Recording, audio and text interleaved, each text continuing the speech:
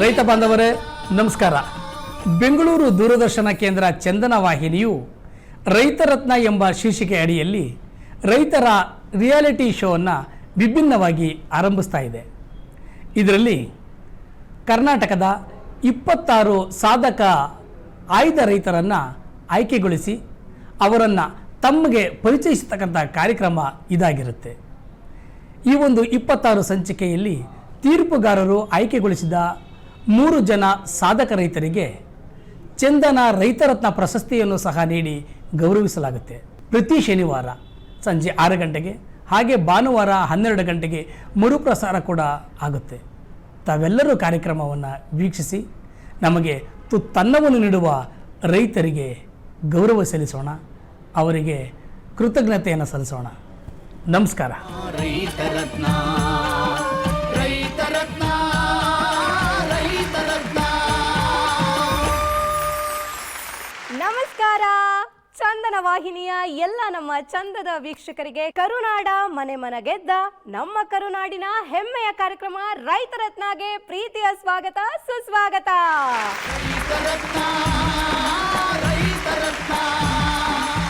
ಒಬ್ಬ ರೈತನ ಸಾಧನೆ ಅಂತ ಅಂದರೆ ಕೇವಲ ಅದು ಅವನ ಕುಟುಂಬಕ್ಕೆ ಮೀಸಲಾಗಿರೋದಿಲ್ಲ, ಅದು ಇಡೀ ನಮ್ಮ ರಾಜ್ಯಕ್ಕೆ, ಇಡೀ ಸಮಾಜಕ್ಕೆ ಒಂದು ರೀತಿ ಪ್ರೇರಣೆ ಅಂತಾನೆ ಹೇಳಬೇಕು. ಅಂಥ ಪ್ರೇರಣಾದಾಯಕ ಅನೇಕ ಕಥೆಗಳನ್ನು ಹೊತ್ತು ತರುವಂಥ ಏಕೈಕ ಕಾರ್ಯಕ್ರಮ ಇದು. ನಮ್ಮ ಕಿರುತೆರೆಯ ಇತಿಹಾಸದಲ್ಲೇ ಮೊಟ್ಟ ಮೊದಲ ಪ್ರಯತ್ನ ನಮ್ಮ ಚಂದನ ವಾಹಿನಿ ಪರವಾಗಿ. ಇದುವೇ ನಮ್ಮ ರೈತರತ್ನ, ಸಲ್ಯೂಟಿಂಗ್ ದಿ ಹೀರೋಸ್ ಆಫ್ ನೇಷನ್.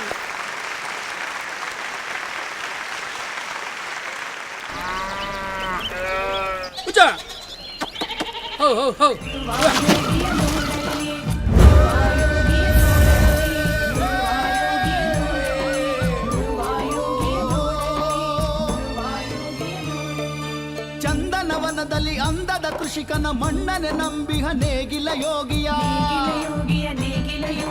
ನಾಡಿನ ಜನತೆಗೆ ಅನ್ನವ ನೀಡುವ ಸಾಧಕನೊಳಗಿನ ಸಾರ್ಥಕ ಬದುಕನು, ಎಳೆ ಎಳೆಯಾಗಿ ನಿಮಗುಣ ಬಡಿಸಲು ರೈತರತ್ನ ರೈತರತ್ನ.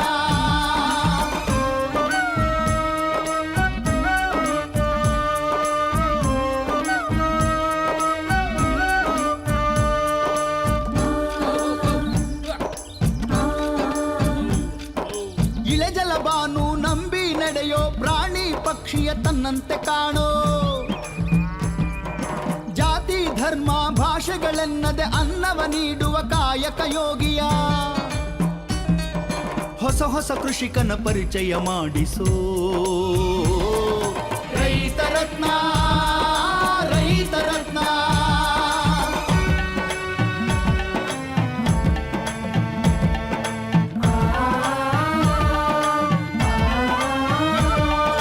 ವಿಜ್ಞಾನವಾಗಲಿ ವಿಸ್ಮಯವಾಗಲಿ ತಂತ್ರಜ್ಞಾನ ಸುಧಾರಿತ ಕೃಷಿಯ, ಕೊಯ್ಲು ಒಕ್ಕಣೆ ಮಾರಾಟ ಮಾಹಿತಿ ಎಲ್ಲವ ಬಲ್ಲವ ನೇಗಿಲ ಯೋಗಿಯ, ಅಂದದ ಬದುಕನ್ನು ಚಂದದಿ ತೋರಿಸೋ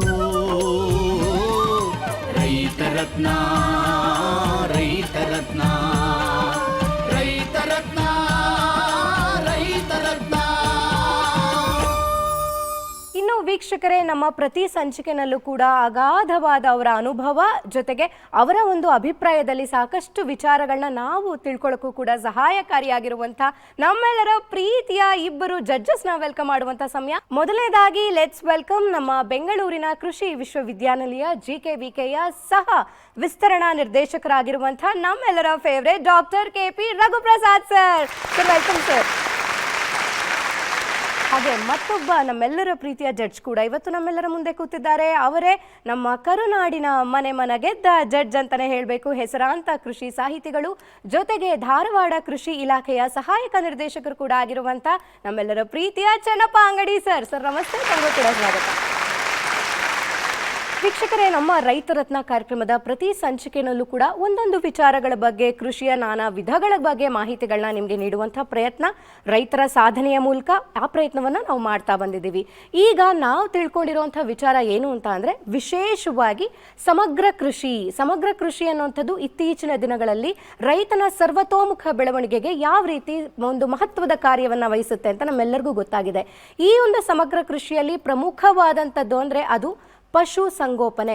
ಅದರಲ್ಲಿ ತುಂಬಾ ಪ್ರಚಲಿತವಾಗಿರೋದು, ನಾವು ಎಲ್ಲ ಕಡೆ ಕಾಣಸಿಗುವಂಥದ್ದು ಅದು ಪೌಲ್ಟ್ರಿ ಫಾರ್ಮಿಂಗ್ ಬಗ್ಗೆ ನಮಗೆ ಗೊತ್ತಿರೋದೇನು, ಮಾಂಸ ಹಾಗೂ ಮೊಟ್ಟೆಗಾಗಿ ಕೋಳಿ ಸಾಕಾಣಿಕೆಯನ್ನು ಮಾಡುವಂಥದ್ದು ಅಂತ. ಆದರೆ ವೈಜ್ಞಾನಿಕವಾಗಿ ನಮ್ಮ ರೈತರು ಇತ್ತೀಚಿನ ದಿನಗಳಲ್ಲಿ ಮತ್ತಷ್ಟು ಮುಂದೆ ಹೋಗಿ ಮತ್ತೊಂದಷ್ಟು ವಿಚಾರಗಳನ್ನ ಪೌಲ್ಟ್ರಿ ಫಾರ್ಮಿಂಗಲ್ಲಿ ಕಂಡುಹಿಡಿದಿದ್ದಾರೆ. ಅದುವೇ ಹೊಸದಾಗಿ ಬಂದಿರುವಂಥದ್ದು ಪೌಲ್ಟ್ರಿ ಬ್ರೀಡಿಂಗ್, ಅಂದರೆ ಕೋಳಿಗಳ ಸಂತಾನೋತ್ಪತ್ತಿ ಹಾಗೂ ಮರಿಗಳ ಉತ್ಪಾದನೆ. ಈ ಮೂಲಕ ಹೊಸ ಜನರಿಗೆ ಹೆಚ್ಚು ಅವಕಾಶವನ್ನು ಕೊಡುವಂಥ ಪ್ರಯತ್ನ ಮಾಡ್ತಿದ್ದಾರೆ ಅಂತಲೇ ಹೇಳಬೇಕು.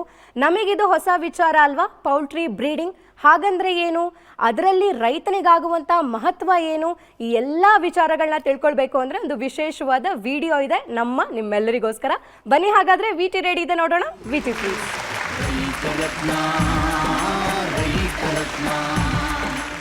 ಕೋಳಿಯೇ ಕಳ್ಳ ಕೋಳಿಯೇ. ಕೋಳಿ ಪ್ರಪಂಚ.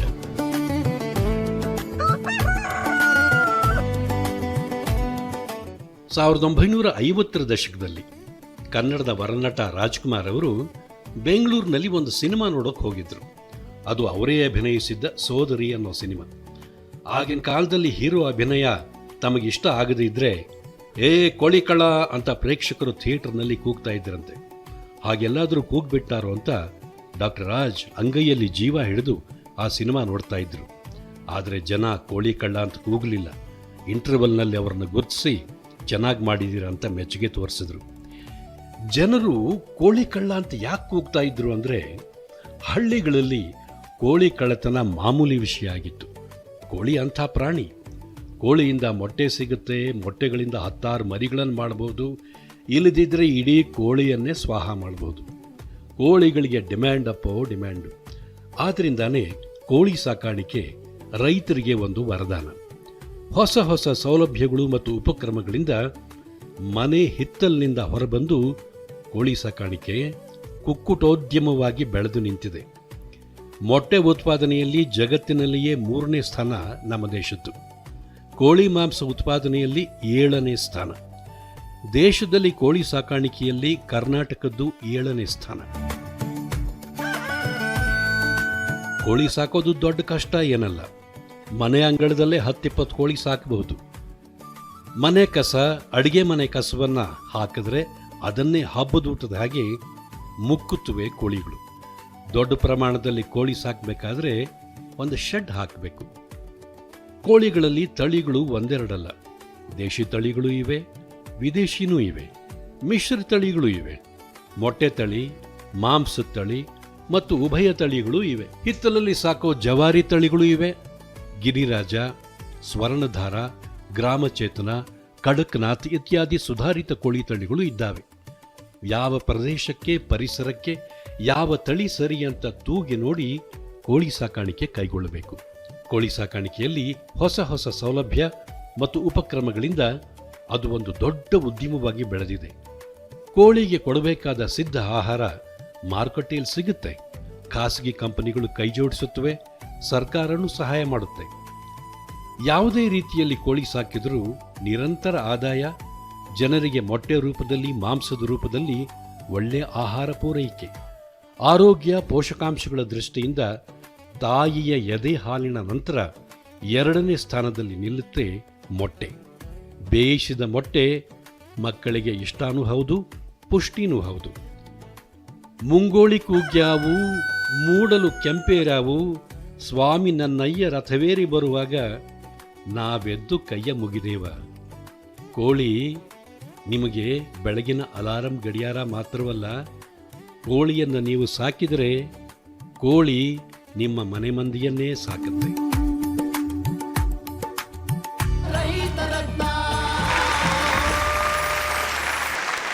ನೋಡಿ, ಇವತ್ತು ನಮ್ಮ ಕರ್ನಾಟಕ ದೇಶದಲ್ಲಿ 7ನೇ ಸ್ಥಾನದಲ್ಲಿದೆ ಹಾಗೂ ನಮ್ಮ ದೇಶ ಪ್ರಪಂಚದಲ್ಲಿ 3ನೇ ಸ್ಥಾನದಲ್ಲಿದೆ ಕೋಳಿ ಉತ್ಪಾದನೆಗೆ, ಕೋಳಿ ಸಾಕಾಣಿಕೆಯಲ್ಲಿ ಅಂತ ಈ ವಿಚಾರ ಕೇಳಿದಾಗ ನಮಗೆ ಅನ್ಸೋದು ನಿಜವಾಗ್ಲೂ ನಮ್ಮ ರೈತರೇ ಒಂದು ಪ್ರಗತಿಯ ಸಂಕೇತ ಅಂತ ಹೇಳಿ. ಈ ಒಂದು ಪ್ರಗತಿ ನಮ್ಮ ರೈತ ಕೋಳಿ ಸಾಕಾಣಿಕೆಯ ಎಲ್ಲ ರೈತರಿಗೆ ಒಂದು ಅರ್ಪಣೆ ಅಂತ ಹೇಳ್ತಾ, ಕೋಳಿ ಸಾಕಾಣಿಕೆಯಲ್ಲಿ ಒಂದು ಸಾಧನೆಯ ಹಾದಿಯಲ್ಲಿ ಹೋಗ್ತಾ ಇರುವಂಥ ಒಬ್ಬ ರೈತರನ್ನ ಇವತ್ತು ನಾವು ಪರಿಚಯ ಮಾಡ್ಕೊಡ್ತಿದ್ದೀವಿ ನಮ್ಮ ಇವತ್ತಿನ ರೈತರತ್ನ ಕಾರ್ಯಕ್ರಮದಲ್ಲಿ. ಇವತ್ತಿನ ನಮ್ಮ ರೈತ ಸೆಲೆಬ್ರಿಟಿ ಅವರು ಮೂಲತಃ ಕರಾವಳಿಯ ಕುಕ್ಕೆ ಸುಬ್ರಹ್ಮಣ್ಯದವರು. ನಮ್ಮ ಚಿಕ್ಕಬಳ್ಳಾಪುರದ ಸುತ್ತಮುತ್ತ ಸುಮಾರು 11 ಪೌಲ್ಟ್ರಿ ಬ್ರೀಡಿಂಗ್ ಫಾರ್ಮ್ ಅನ್ನ ಯಶಸ್ವಿಯಾಗಿ ನಡೆಸ್ಕೊಂಡು ಬರ್ತಾ ಇದ್ದಾರೆ. ಅಷ್ಟೇ ಅಲ್ಲದೆ ಉತ್ತಮ ಗುಣಮಟ್ಟದ ಕೋಳಿ ಮರಿಗಳನ್ನು ಬ್ರೀಡಿಂಗ್ ಮಾಡಿ ಎಲ್ಲ ಕೋಳಿ ಸಾಕಾಣಿಕೆಗಾರರಿಗೆ ನೀಡ್ತಾ ಇದ್ದಾರೆ. ಈ ಮೂಲಕ ಅನ್ಯರಿಗೂ ಕೂಡ ಒಂದು ರೀತಿ ಉದ್ಯೋಗಾವಕಾಶವನ್ನ ಕಲ್ಪಿಸುವಂತಹ ಪ್ರಯತ್ನ ಇವರು ಕೂಡ ಮಾಡ್ತಾ ಬಂದಿದ್ದಾರೆ. ನಿಜಕ್ಕೂ ಇವರ ಸಾಧನೆಯ ಗರಿ ಇವತ್ತು ನಮ್ಮ ರೈತರತ್ನ ಕಾರ್ಯಕ್ರಮದ ವೇದಿಕೆ ಮೇಲೆ ನೀವು ನೋಡಬಹುದು. ಗರಿಗರಿಯಾಗಿ ಅರಳೋದನ್ನ, ರಂಗು ರಂಗಾಗಿ ಅರಳೋದನ್ನ. ಬನ್ನಿ ಹಾಗಾದ್ರೆ ತಡ ಮಾಡೋದು ಬೇಡ, ಯಾರವರು ಇವತ್ತಿನ ನಮ್ಮ ರೈತ ಸೆಲೆಬ್ರಿಟಿ ಅಂತ ತಿಳ್ಕೊಳ್ಬೇಕಾ? ಅವರ ಇಂಟ್ರೊಡಕ್ಷನ್ ವಿಟಿ ರೆಡಿ ಇದೆ. ನನಗೂ ಕುತೂಹಲ ಇದೆ, ನಿಮ್ಮ ಕುತೂಹಲಕ್ಕೆ ಇನ್ನೇನು ತೆರೆ ಬೀಳಲಿದೆ? ಬನ್ನಿ ಹಾಗಾದ್ರೆ ನೋಡೋಣ. VT please.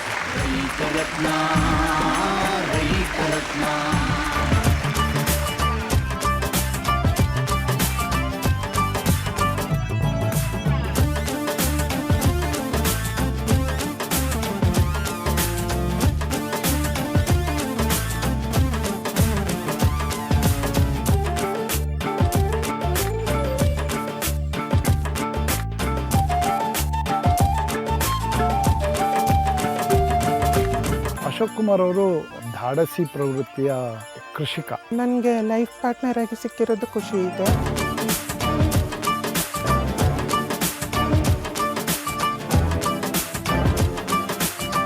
ಅಶೋಕ್ ಕುಮಾರ್ ಸರು, ನಾನು 97ರಾಗ ಅವ್ರ ಜಮೀನು ತೆಗೆದಾಗ ಅವರು ಬೋರ್ವೆಲ್ಗ ಅಂತ ಮುಂದೆ ಬಂದಾಗ ಅವಾಗ್ಲಿಂದನೂ ನಮ್ಮ ಜರ್ನಿ ಅವರು ಹಿಂದೆ ಮುಂದೆ ನಾನು ಬರ್ತಾನೆ ಇದ್ದೀನಿ. ಮತ್ತು ಅವರು ಎಲ್ಲ ಇಲ್ಲಿ ಸ್ಟ್ರಗಲ್ಲು, ಅವ್ರ ವ್ಯವಸಾಯದಾಗ ಪಟ್ಟಿದ್ದು ಎಲ್ಲನೂ ನಾನು ನೋಡ್ತಾನೆ ಬಂದೆ.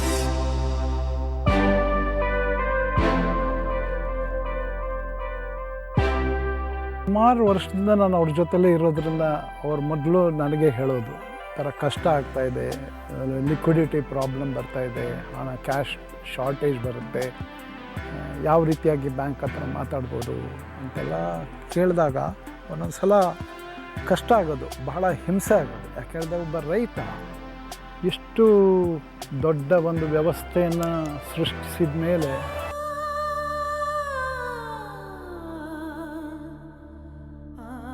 ಸಾಕೋದಕ್ಕೆ ಎಷ್ಟು ಕಷ್ಟಪಡ್ತಾನೆ. ಆರಂಭದ ದಿನದಲ್ಲಿ ನೀರಿದು ಪ್ರಾಬ್ಲಮ್ ಆಯಿತು. ನೀರು ಬೋರ್ವೆಲ್ ತೆಗೆದು ಸಿಕ್ಕಿ ಎಲ್ಲ ಆಗಬೇಕಾದ್ರೆ ಆಮೇಲೆ ಲೇಬರು, ಕರೆಂಟು, ಆಮೇಲೆ ಮಾರ್ಕೆಟು, ಫ್ಲಕ್ಚುಯೇಷನ್ನು, ವೆದರು ಎಲ್ಲ ಪ್ರಾಬ್ಲಮ್ ಆಗ್ತಾಯಿತ್ತು.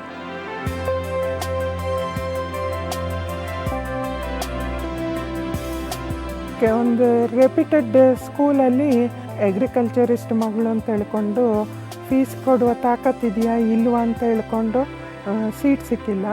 ಈ ರೀತಿಯ ಪ್ರಾಬ್ಲಮ್ಗಳೆಲ್ಲ ನಾವು ಅನುಭವಿಸಿದ್ದೀವಿ. ಅವ್ರ ಎಜುಕೇಷನ್ ಏನಿತ್ತು ಅದ್ರಾಗೆ ಮುಂದುವರಿಬೇಕು, ವ್ಯವಸಾಯದಾಗೆ ನಾನು ಏನಾನ ಮಾಡಬೇಕು ಅಂತೇಳಿ ಎಷ್ಟೇ ವ್ಯತ್ಯಾಸಗಳಾಗ್ತಾಗೂ, ಎಷ್ಟೇ ವ್ಯವಸಾಯದಾಗ ಹಿಂದೂ ಮುಂದಾದಾಗೂ ಬಿಡ್ದಾನೆ ಅವರು ಚಾಲದಿಂದ ಒಂದೊಂದು ಚೇಂಜ್ ಮಾಡ್ತಾ ವ್ಯವಸಾಯನ ಈ ಮಟ್ಟಕ್ಕೆ ಅವ್ರು ಬೇಕು. ಯಾವಾಗ ನಾವು ದುಡ್ಡಿಲ್ಲದೆ ದೇವಸ್ಥಾನ ರೀಓಪನಿಂಗ್ ಮಾಡಬೇಕು ಅಂತೇಳಿ ಸ್ಟಾರ್ಟ್ ಮಾಡಿದ್ವಿ, ಆವಾಗ ನಮಗೆ ಎಲ್ಲವೂ ಸ್ಮೂತಾಗಿ ಹೋಗೋಕ್ಕೆ ಸ್ಟಾರ್ಟ್ ಆಯಿತು. ಪ್ರತಿಯೊಂದು ಸಿಸ್ಟಮ್ಯಾಟಿಕ್ ಆಗಿ ಮಾಡ್ತಾರೆ, ಪ್ರತಿಯೊಂದು ಪದ್ಧತಿ ಪ್ರಕಾರ ಮಾಡ್ತಾರೆ. ನಿಮಗೆ ಆಶ್ಚರ್ಯ ಆಗ್ಬೋದು, 1997ರಿಂದ ಇವತ್ತಿನವರೆಗೆ ಇವರಲ್ಲಿ ಬಂದ ಕೆಲಸದವರು ಯಾರೂ ಬಿಟ್ಟು ಹೋಗಿಲ್ಲ.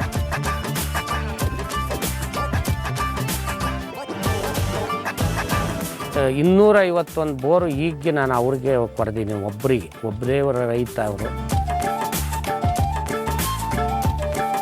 ರೈತನಿಗೆ ವ್ಯಾಲ್ಯೂ ಅನ್ನೋದು ಹೇಗೆ ಕ್ರಿಯೇಟ್ ಮಾಡಬೇಕು ಅನ್ನೋದೊಂದು ಮಾರ್ಗದರ್ಶನ ಇವರು ಕೊಡ್ತಾರೆ. ಮೊದಲು ದ್ರಾಕ್ಷಿ ಇದ್ದ ಜಾಗದಲ್ಲಿ ಈಗ ನೀವೆಲ್ಲ ಹಲಸಿನ ಗಿಡ ನೋಡ್ತೀರಾ. ಇಲ್ಲೂ ಕೂಡ ತಂತ್ರಜ್ಞಾನ ಹೇಗಿದೆ ಅಂತ ಹೇಳಿದರೆ, ವರ್ಷ ಪೂರ್ತಿ 365 ದಿನ ಕೂಡ ನಿಮಗೆ ಹಲಸಿನ ಹಣ್ಣು ಸಿಗುವ ಒಂದು ವ್ಯವಸ್ಥೆಯನ್ನು ಇಲ್ಲಿ ಮಾಡಲಾಗ್ತಾ ಇದೆ. ಅವ್ರ ಕಷ್ಟ ನಮ್ಮ ಹತ್ರ ಏನು ತೋರಿಸ್ಕೊಂತ ಇರಲ್ಲ. ಅವ್ರು ಯಾವತ್ತೂ ಕಷ್ಟನ ಅವ್ರನ್ನೇ ನುಂಗ್ತಾಯಿದ್ರು.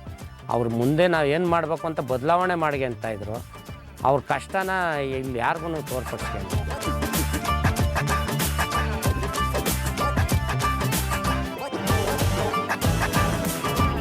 ಇದು ರೈತರಿಗೆ ಒಂದು ಮಾದರಿ.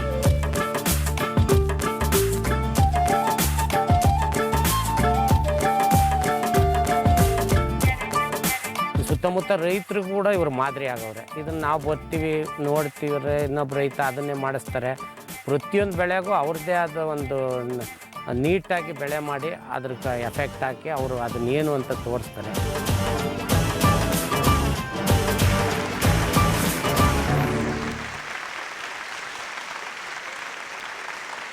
ವೀಕ್ಷಕರೇ, ಈ ವಿಡಿಯೋ ನೋಡಿದ ಮೇಲೆ ನನಗೆ ಅನಿಸಿದ್ದೇನು ಅಂದರೆ, ನಾವಂತೂ ಹಗಲು ರಾತ್ರಿ ಅಯ್ಯೋ ಅದು ಕಷ್ಟ ಇದು ಕಷ್ಟ ಅಂತ ಹೇಳ್ತಾನೆ ಇರ್ತೀವಿ.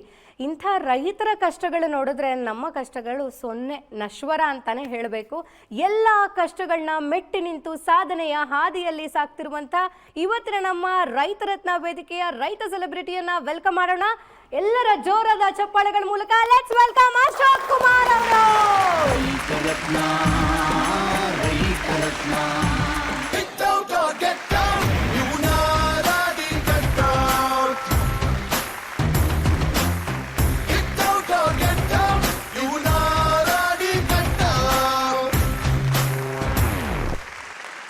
ಇವತ್ತಿನ ನಮ್ಮ ರೈತರತ್ನ ವೇದಿಕೆ ಹೇಗೆ ಅನ್ನಿಸ್ತಾ ಇದೆ? ಎಷ್ಟು ಖುಷಿ ಅನ್ನಿಸ್ತಾ ಇದೆ ನಿಮಗೆ ಇವತ್ತು ಇಲ್ಲಿ ಇನ್ವೈಟ್ ಮಾಡಿರೋದು? ಜನರಲಿ ರೈತರನ್ನು ಯಾರು ಮಾತಾಡಿಸೋರೇ ಕಡಿಮೆ, ಕರೆದು ಮಾತಾಡಿಸೋದೇ ಅದು ದೊಡ್ಡದು.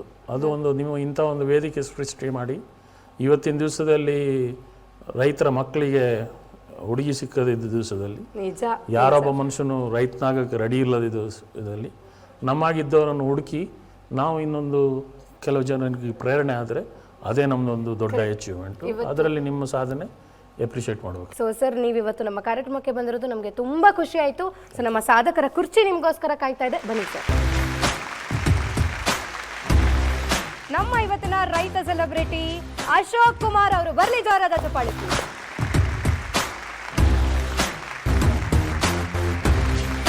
ಮೂಲತಃ ನಮ್ಮ GKVK ಪ್ರಾಡಕ್ಟ್ ಕೃಷಿ ಪದವೀಧರರು ಅಲ್ವಾ ಸರ್? ಸ್ನಾತಕೋತ್ತರ ಪದವಿ ಯಾವ್ದು ಸರ್ ತಮ್ಮದು? ನಾನು 1989 MSc ಅಗ್ರಿಕಲ್ಚರ್ ಸ್ಟ್ಯಾಟಿಸ್ಟಿಕ್ಸಲ್ಲಿ ಮಾಡಿದ್ದು. ಬಟ್ ನನ್ನ ಮೇಜರ್ ಇದೇನಿತ್ತು ಅಂತೇಳಿ ಪ್ರಾಬ್ಲಮ್ ನಾನು ತಗೊಂಡಿದ್ದು ಅರೆಕನಟ್ ಮಾರ್ಕೆಟಿಂಗ್ ಅಂತ. ಆವಾಗ 40 ವರ್ಷದ ಅರೆಕನಟ್ ಅಡಿಕೆಯದ್ದು ಬೆಲೆ, ಮಾರ್ಕೆಟ್ ಬೆಲೆಯನ್ನು ಕಲೆಕ್ಟ್ ಮಾಡಿ ಅದರಲ್ಲಿ ಮಾಡೆಲ್ ಡೆವಲಪ್ ಮಾಡಿ ಪ್ರತಿ ಸೀಸನಲ್ ಸೈಕಲ್ ಯಾವ ಥರ ಬರುತ್ತೆ, ಅದೇ ಥರ ಅಡಿಕೆಯಲ್ಲಿ ಟ್ರೆಂಡ್ ಯಾವ ಥರ ಬರುತ್ತೆ, 12 ವರ್ಷಕ್ಕೊಂದ್ಸಲ ಅಡಿಕೆ ಪ್ರೈಸ್ ಮೇಲೆ ಹೋಗಿ ಕೆಳಗೆ ಬರುತ್ತೆ ಅಂತ ಹೇಳುವಂಥ ಒಂದು ಅನಾಲಿಸಿಸ್ ಆವಾಗ ನಾನು ಮಾಡಿದ್ದೆ. ತುಂಬ ಕುತೂಹಲಕಾರಿಯಾಗಿದೆ ಸರ್ ನಿಮ್ಮ ಜರ್ನಿ. ನಿಮ್ಮ ಎಜುಕೇಷನ್ ಆಗಿರೋ ಫಸ್ಟ್ ಆಫ್ ಆಲ್ ಅಗ್ರಿಕಲ್ಚರಿಗೆ ಬಂದಿದ್ದೇ ಒಂದು ಕುತೂಹಲಕಾರಿ ವಿಚಾರ. ನಂತರ MSc ಮಾಡಿ ಯು ಆರ್ ಇನ್ ಟು ಪೌಲ್ಟ್ರಿ. ಹೇಗೆ ಸಾಧ್ಯ ಆಯಿತು ಇದು? ಅದು ನಾನು, ನನ್ನ ಅಪ್ಪ ಅಮ್ಮ ನಾವೆಲ್ಲ ಒಂದು ಡೀಸೆಂಟ್ ಸ್ಕೇಲ್ ಆಫ್ ಅಗ್ರಿಕಲ್ಚರ್. ನನ್ನ ಅಪ್ಪ ಡಾಕ್ಟ್ರು, ನನ್ನ ಅಮ್ಮ ಡಬಲ್ ಗ್ರಾಜುಯೇಟು. ಅದು ಇದ್ದೂ ನಾವು ಅಗ್ರಿಕಲ್ಚರಲ್ಲೇ ನನ್ನ ಕುಟುಂಬದವರು ನಾವೆಲ್ಲ ಇವತ್ತಿನವರೆಗೂ ಸಸ್ಟೈನ್ ಆಗಿದ್ದೀವಿ, ಇನ್ನು ಮುಂದೆಗೂ ಸಸ್ಟೈನ್ ಆಗ್ತೀವಿ. ಬೇರೆ ಯಾವ ಇಂಡಸ್ಟ್ರಿ ಲೆವೆಲಲ್ಲಿ ಏನು ಇನ್ಕಮ್ ತೆಗಿತಾರೆ ಅದನ್ನು ನನ್ನ ಪೂರ್ವಜರು ತೆಗೆದಿದ್ದಾರೆ, ನಾನು ತೆಗೆದಿದ್ದಾರೆ. ನನ್ನ ನೆಕ್ಸ್ಟ್ ಜನ್ರೇಷನ್ ಅಗ್ರಿಕಲ್ಚರಲ್ಲಿ ತಗೋಬೇಕು ಅಂತೇಳಿ ನನ್ನ ಆಸೆ.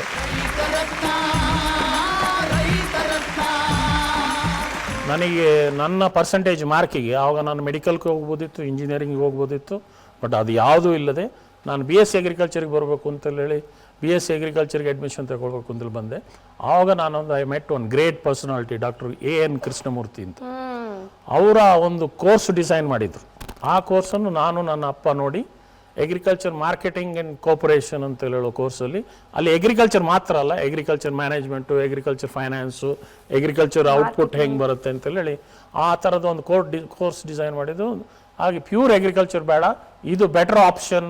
ಒಂದು ಅಕೌಂಟಿಂಗ್ ಇಟ್ಕೊಳ್ಳೋದು ಹೇಗೆ, ಬೇರೆ ಬೇರೆ ಥರದ ಒಂದು ಅಗ್ರಿಕಲ್ಚರ್ ಮ್ಯಾನೇಜ್ಮೆಂಟ್ ಮಾಡೋದು ಹೇಗೆ ಅಂತೇಳಿ ಇದಾಗುತ್ತೆ ಅಂತೇಳಿ ನಾನು ಅಗ್ರಿಕಲ್ಚರ್ ಮಾರ್ಕೆಟಿಂಗ್ ಸೇರಿದ್ದೆ. ನಾನು ಫಸ್ಟ್ ಇಯರಲ್ಲಿ ICR ಸ್ಕಾಲರು. ನಾನು ಅದಾದ ನಂತರ ಕಾಲೇಜಲ್ಲಿ ಆ್ಯಕ್ಟಿವ್ ಪಾಲಿಟಿಕ್ಸಲ್ಲಿ ಇದ್ದೆ. ಅದಾದ ನಂತರ ನಾನು MSc ಅಗ್ರಿಕಲ್ಚರ್ ಸ್ಟ್ಯಾಟಿಸ್ಟಿಕ್ಸಿಗೆ ಬಂದೆ. ಅಗ್ರಿಕಲ್ಚರ್ ಸ್ಟ್ಯಾಟಿಸ್ಟಿಕ್ಸ್ ಓದೋಕ್ಕೆ ಕಾರಣ ಏನು ಅಂತ ಹೇಳಿದರೆ, ಇವತ್ತು ನಾವು ಏನೊಂದು ಏನೇ ಒಂದು ಸೈಂಟಿಫಿಕ್ ಇದಿರಲಿ ಅದನ್ನು ಅನಾಲಿಸಿಸ್ ಮಾಡಬೇಕು ಅಂತ ಹೇಳಿದರೆ ಸ್ಟ್ಯಾಟಿಸ್ಟಿಕಲ್ ಡಿಸೈನು, ಸ್ಟ್ಯಾಟಿಸ್ಟಿಕಲ್ ಡೇಟಾ ಅನಾಲಿಸಿಸೇ ಅದರಲ್ಲಿ ಕ್ರುಷಿಯಲ್. ಸೊ ಅದರಲ್ಲಿ ಇದು ಮಾಡಬೇಕು, ಮಾರ್ಕೆಟ್ ಇನ್ಫಾರ್ಮೇಷನು, ಮಾರ್ಕೆಟ್ ಇಂಟೆಲಿಜೆನ್ಸು ಈ ಥರದಲ್ಲಿ ಇದು ಮಾಡಬೇಕು. ರೈತರಿಗೆ ಯಾವಾಗ ಮಾರ್ಕೆಟು ಪ್ರೆಡಿಕ್ಷನ್ ಮಾಡಬೇಕು ಅಂತ ಹೇಳೋದು ಭಾರಿ ಇಂಟ್ರೆಸ್ಟಲ್ಲಿದೆ. ಅದಕ್ಕೆ ನಾನು ಅಗ್ರಿಕಲ್ಚರ್ ಸ್ಟ್ಯಾಟಿಸ್ಟಿಕ್ಸು ತಗೊಂಡೆ. ನಾನು ನನ್ನ ಸ್ಕೂಲು ಇದರಿಂದಲೂ ಮ್ಯಾಥಮೆಟಿಕ್ಸ್ ನನ್ನ ಫೇವರೇಟ್ ಸಬ್ಜೆಕ್ಟು.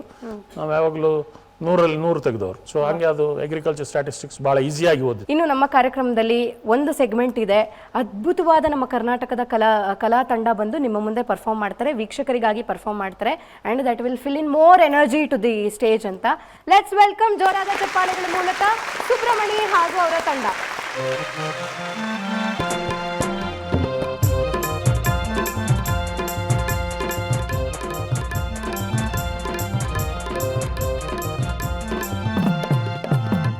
ಗೆಜ್ಜೆ ಮಾತಾಡುತ್ತಾವೋ, ಬೆಳ್ಳಿಯ ಕೋಲು ಮಾತಾಡುತ್ತಾವೋ. ಗೆಜ್ಜೆ ಮಾತಾಡುತ್ತಾವೋ, ಬೆಳ್ಳಿಯ ಕೋಲು ಮಾತಾಡುತ್ತಾವೋ. ಗೆಜ್ಜೆ ಮಾತಾಡುತ್ತಾವೋ, ಬೆಳ್ಳಿಯ ಕೋಲು ಮಾತಾಡುತ್ತಾವೋ. ಗೆಜ್ಜೆ ಮಾತಾಡುತ್ತಾವೋ, ಬೆಳ್ಳಿಯ ಕೋಲು ಮಾತಾಡುತ್ತಾವೋ. ಗೆಜ್ಜೆ ಮಾತಾಡುತ್ತಾವೋ, ಬೆಳ್ಳಿಯ ಕೋಲು ಮಾತಾಡುತ್ತಾವೋ. ಗೆಜ್ಜೆ ಮಾತಾಡುತ್ತಾವೋ, ಬೆಳ್ಳಿಯ ಕೋಲು ಮಾತಾಡುತ್ತಾವೋ. ಗೆಜ್ಜೆ ಮಾತಾಡುತ್ತಾವೋ, ಬೆಳ್ಳಿಯ ಕೋಲು ಮಾತಾಡುತ್ತಾವೋ.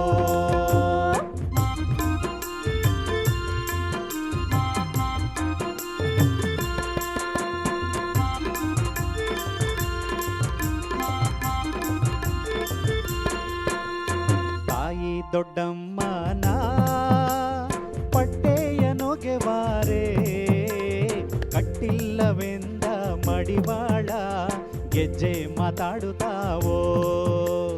ಕಟ್ಟಿಲ್ಲವೆಂದ ಮಡಿವಾಳ ಗೆಜ್ಜೆ ಮಾತಾಡುತ್ತಾವೋ. ಕಟ್ಟಿಲ್ಲವೆಂದ ಮಡಿವಾಳ ಈ ಊರ, ಕಟ್ಟಿಲ್ಲವೆಂದ ಮಡಿವಾಳ ಈ ಊರ. ಏರಿಯ ಕೆಳಗೆ ಶಿವಗಂಗೆ ಗೆಜ್ಜೆ ಮಾತಾಡುತ್ತಾವೋ. ಏರಿಯ ಕೆಳಗೆ ಶಿವಗಂಗೆ ಗೆಜ್ಜೆ ಮಾತಾಡುತ್ತಾವೋ.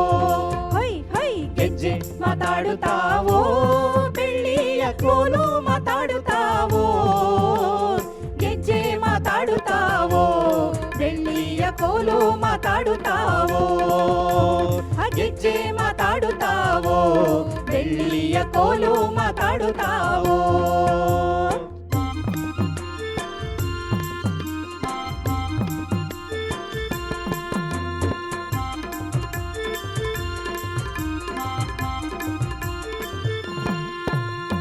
ಹಾವಿನ ಹಾಸಿಗೆ ಚೇಳಿನ ತಲೆದಿಂಬು, ನಾಗಭೂಷಣ ನಡುಕಟ್ಟು ಗೆಜ್ಜೆ ಮಾತಾಡುತ್ತಾವೋ. ನಾಗಭೂಷಣದ ನಡುಕಟ್ಟು ಗೆಜ್ಜೆ ಮಾತಾಡುತ್ತಾವೋ.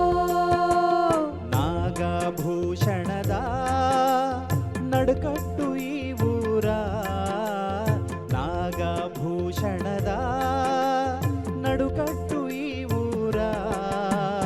ತಾಯಿಗೆ ಬಿರುದು ಸಲುವಾವೆ ಗೆಜ್ಜೆ ಮಾತಾಡುತ್ತಾವೋ. ತಾಯಿಗೆ ಬಿರುದು ಸಲುವಾವೆ ಗೆಜ್ಜೆ ಮಾತಾಡುತ್ತಾವೋ.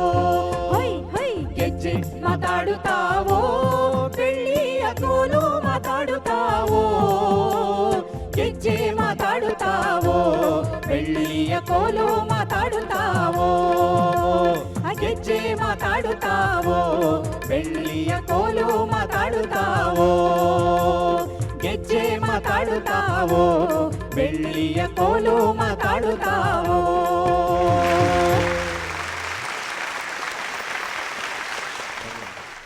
ನಾವು ವೇದಿಕೆ ಪರವಾಗಿ ನೀವು ಇವತ್ತಿಲ್ಲಿ ಬಂದು ನಮಗೋಸ್ಕರ, ವೀಕ್ಷಕರಿಗೋಸ್ಕರ, ವಿಶೇಷವಾಗಿ ನಮ್ಮ ರೈತ ಸೆಲೆಬ್ರಿಟಿಗೋಸ್ಕರ ಹಾಡಿದ್ದೀರಿ. ತುಂಬ ಖುಷಿ ಆಯಿತು. Thank you Subramanya sir. ಗಾಯಕಿಯರಿಗೆ ಆ್ಯಂಡ್ ಮ್ಯೂಸಿಷಿಯನ್ಸ್ಗೆ ಥ್ಯಾಂಕ್ ಯು ಸೋ ಮಚ್. ಅದ್ಭುತವಾದ ಹಾಡನ್ನ ಕೇಳಿದ್ದಾಯ್ತು. ನಮ್ಮ ವೇದಿಕೆಗೆ ಇನ್ನೊಂದಷ್ಟು ಕಳೆ ಬಂದಿದ್ದಾಯ್ತು. ನಮ್ಮ ಜೊತೆ ಇದ್ದಾರೆ ಇವತ್ತಿನ ರೈತ ಸೆಲೆಬ್ರಿಟಿ ಅಶೋಕ್ ಕುಮಾರ್ ಅವರು. ಮಾತುಕತೆಯನ್ನ ಮುಂದುವರಿಸೋಣ. ಸರ್, ನಿಮ್ಮ ಬಗ್ಗೆ ಸಾಕಷ್ಟು ಜನ ಮಾತಾಡಿದ್ದಾರೆ, ಅದರಲ್ಲಿ ಒಬ್ರು ಒಂದು ಸರ್ಪ್ರೈಸ್ ಆಗಿ ಮಾತಾಡಿದ್ದಾರೆ. ನಿಮ್ಮ ಸ್ನೇಹಿತರೇನೆ, ಯಾರು ಅಂತ ನೋಡೋಣ. 1986 ನಾನು ಅಂಡರ್ ಗ್ರಾಜುಯೇಷನ್ ಮಾಡ್ತಾ ಇದ್ದೆ. ನೀವು ಪೋಸ್ಟ್ ಗ್ರಾಜುಯೇಷನ್ಗೆ ಬಂದಿರಿ ಅಲ್ಲಿ ಹೆಬ್ಬಾಳಕ್ಕೆ. ನಮ್ಮ ಸ್ನೇಹ ಪ್ರಾರಂಭ ಆದ್ದು ಆ ದಿವಸಗಳಿಂದ. 2004ರಲ್ಲಿ ನನ್ನ ಬದುಕಿನ ಒಂದು ಸ್ವಲ್ಪ ಸಂಕಷ್ಟದ ದಿನಗಳು. ಆ ಸಂದರ್ಭದಲ್ಲಿ ನೀವು ಊರಿಗೆ ಬಂದಿರಿ. ಊರಿಗೆ ಬಂದು ಒಂದು ಡೈರಿ ಫಾರ್ಮ್ ವಿಸಿಟ್ ಮಾಡಿ ಅಲ್ಲಿ ಆ ಪ್ರಾಡಕ್ಟನ್ನು ನೋಡಿದ್ರಿ. ದೊಡ್ಡದಾಗಿ ಒಂದು ಆರ್ಡರ್ ಕೊಟ್ರಿ. ಆಗ ಅಲ್ಲಿ ನಿಮ್ಮಲ್ಲಿದ್ದದ್ದು ಬರೀ ಸ್ನೇಹಿತನಿಗೆ ಸಹಾಯ ಮಾಡುವಂಥ ಒಂದು ಕಾಳಜಿ ಮಾತ್ರ. ಬಹುಶಃ ಆ ಒಂದು ನಿಮ್ಮ ದೊಡ್ಡ ಗುಣ ನಮ್ಮನ್ನು ಜೊತೆಯಾಗಿ ಈ ಕೋಳಿ ಉದ್ದಿಮೆಯಲ್ಲಿ ಬೆಳೆಸ್ತಾ ಬಂತು ಅಂತ ಅನ್ಬೋದು ನಾನು. ಅದಕ್ಕೆ ಆ ಭಗವಂತನು ನಿಮಗೆ ಸತ್ಪ್ರೇರಣೆಯನ್ನು ಕೊಡಲಿ, ಆಯುರಾರೋಗ್ಯ ಭಾಗ್ಯವನ್ನು ಕೊಡಲಿ ಅಂತ ಹೇಳ್ತಾ, ಮಗದೊಮ್ಮೆ ನಿಮಗೆ ಅಭಿನಂದನೆಗಳನ್ನು ಸಲ್ಲಿಸ್ತಾ, ನಿಮಗೆ ಶುಭವಾಗಲಿ ಅಂತ ಹೇಳ್ತಾ ನನ್ನೆರಡು ಮಾತುಗಳನ್ನು.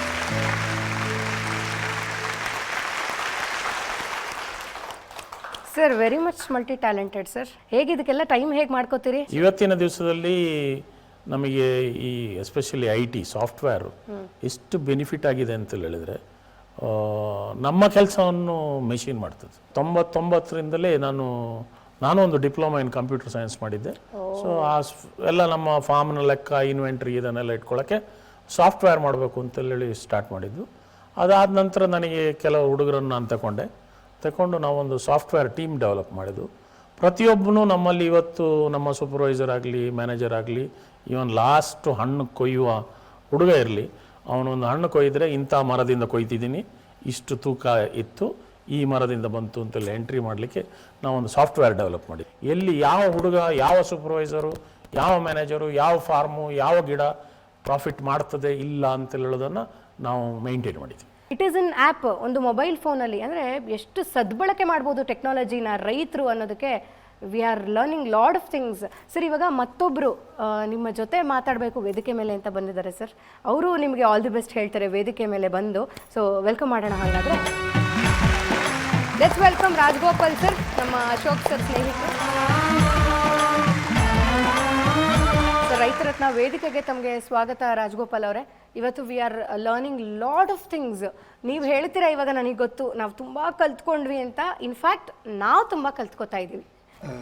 ನಾನು Ashok, we go long way back. ಆ ಟೈಮಲ್ಲಿ ನಾನು ಇನ್ನು ಓದ್ತಾ ಇದ್ದೆ. I did my horticulture in GKVKಲಿ ನಾನು ಓದಿದ್ದು.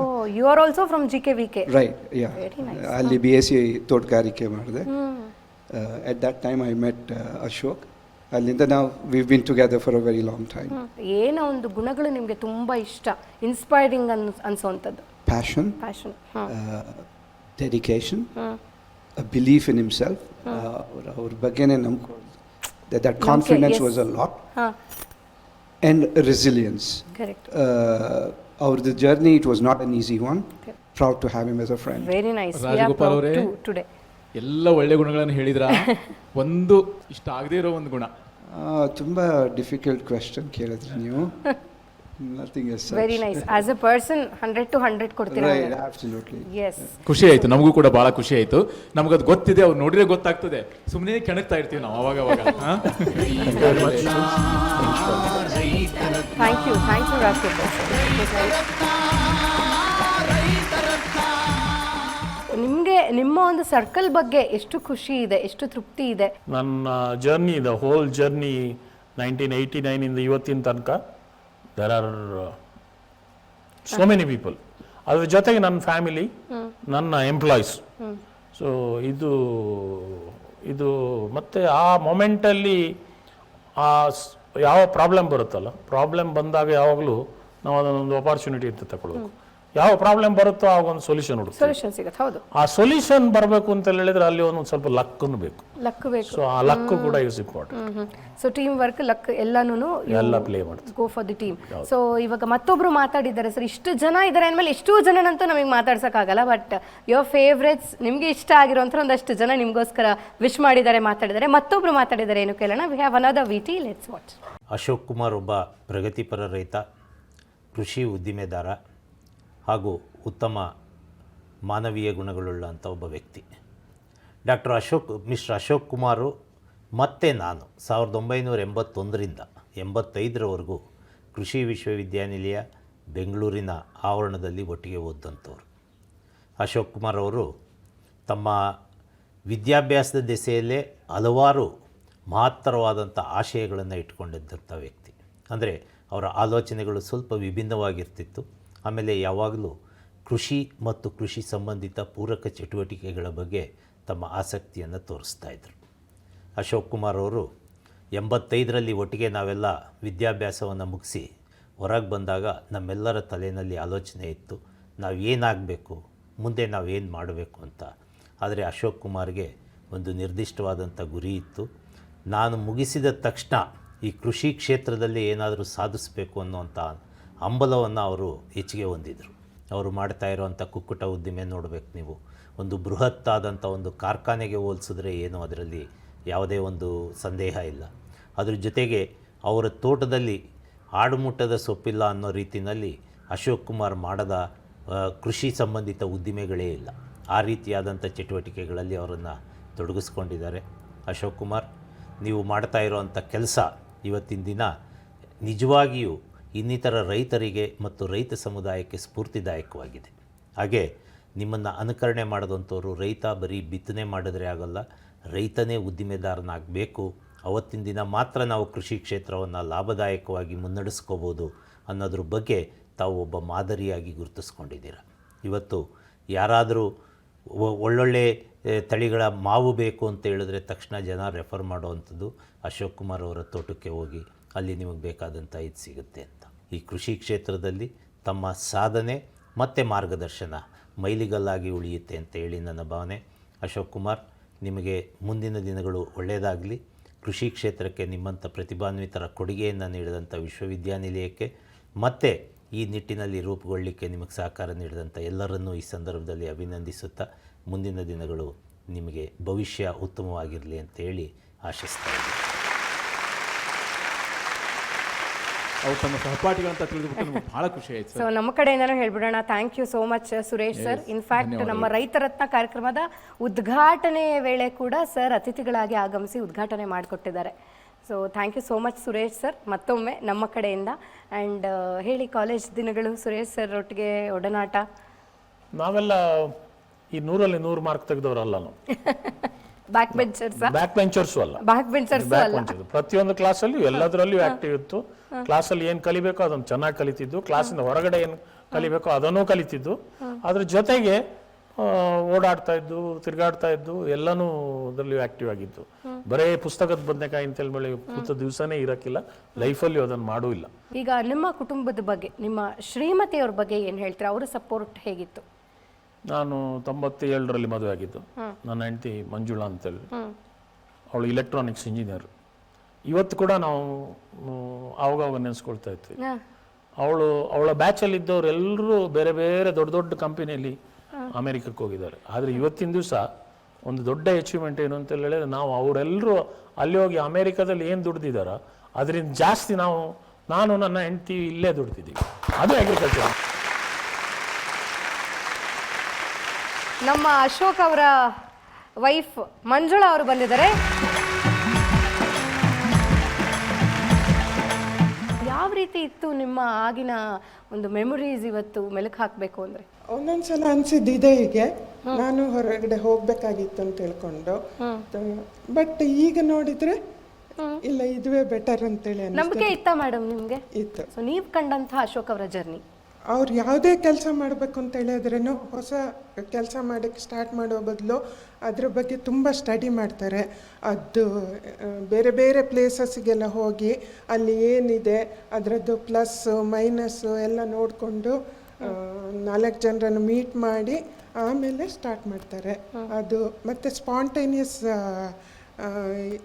ಡಿಸಿಷನ್ನು ಇದೆಲ್ಲ. ಅಂಡ್ ನಿಜ ಹೇಳಿ, ನನಗೆ ಜಗಳ ಆಡೇ ಇಲ್ವಾ ನೀವು? ಯಾರು ಬೇಕು ಆಗಿದೆ? ಜಗಳ ಆಗುತ್ತೆ ಆಗುತ್ತೆ ಆಗುತ್ತೆ. ಗಂಡ ಹೆಂಡತಿ ಬುದ್ಧಿವಂತರಿದ್ರೆ ಜಗಳ ಮಾಡಲೇಬೇಕು. ಯಾರು ಜಾಸ್ತಿ ಬುದ್ಧಿವಂತರು? ಇಬ್ರು ಒಪ್ಕೊಳ್ಳಲ್ಲ ಇವಾಗ. ಸರ್ ಹೆಣ್ಮಕ್ಳೇ ಸ್ಟ್ರಾಂಗು ಸರ್. ನನ್ನ ಮನೆಯಲ್ಲಿ ನನಗಿಬ್ರು ಹೆಣ್ಮಕ್ಳು. ನನ್ನ ದೊಡ್ಡ ಮಗಳು ಇವತ್ತು CA ಮಾಡಿ ಲಾ ಮಾಡಿ ಇನ್ಕಮ್ ಟ್ಯಾಕ್ಸ್ ಅಪೀಲು ಅಪೆಲೇಟ್ ಎಲ್ಲ ಟ್ರಿಬ್ಯುನಲ್ಲು ಇದನ್ನೆಲ್ಲ ಮಾಡ್ತಾಳೆ. ಅವಳು ನನಗೆ ಮೊನ್ನೆ ಒಂದು ದಿವಸ ಹೇಳಿದ್ದು ಏನು ಅಂತ ಹೇಳಿದ್ರೆ, ಒಂದು ವರ್ಷಕ್ಕೆ ಒಂದು 15-20 ಕೋಟಿ ದುಡಿಯೋದು ದೊಡ್ಡ ಕೆಲಸ ಅಲ್ಲ ಅಂತೇಳಿ. ಸೊ ಅದನ್ನು ನಾನು ಅಪ್ರಿಷಿಯೇಟ್ ಮಾಡ್ತೇನೆ. ನಮ್ಮಲ್ಲಿ ಇನ್ನೊಂದೇನು ಅಂತ ಹೇಳಿದ್ರೆ, ನಮ್ಮಲ್ಲಿ ಎಷ್ಟು ಜನ ಕೆಲಸದಲ್ಲಿದ್ದಾರೆ ಅವ್ರಿಗೆಲ್ಲರಿಗೂ ನಾವು ಇನ್ಶೂರೆನ್ಸ್ ಮಾಡಿದ್ದೀವಿ, ಹೆಲ್ತ್ ಇನ್ಶೂರೆನ್ಸ್ ಮಾಡಿದ್ದೀವಿ. ಅದ್ರ ಜೊತೆಗೆ ಪ್ರತಿಯೊಂದು ಮಗು ನಮ್ಮಲ್ಲಿ, ನಮ್ಮ ಸ್ಟಾಫ್ ಆಗಲಿ ಇವರಲ್ಲಾಗಲಿ ಪ್ರತಿಯೊಬ್ಬರನ್ನು ಎಜುಕೇಷನ್ಗೆ ಏನೆಲ್ಲ ಬೇಕೋ ಅದನ್ನೆಲ್ಲನೂ ಸಪೋರ್ಟನ್ನು ಕೊಟ್ಟಿದ್ದೀವಿ. ನಾನು ಮೇಡಮ್ ಅವ್ರಿಗೆ ಒಂದು ಮಾತು ಕೇಳಬೇಕಾಗಿತ್ತು.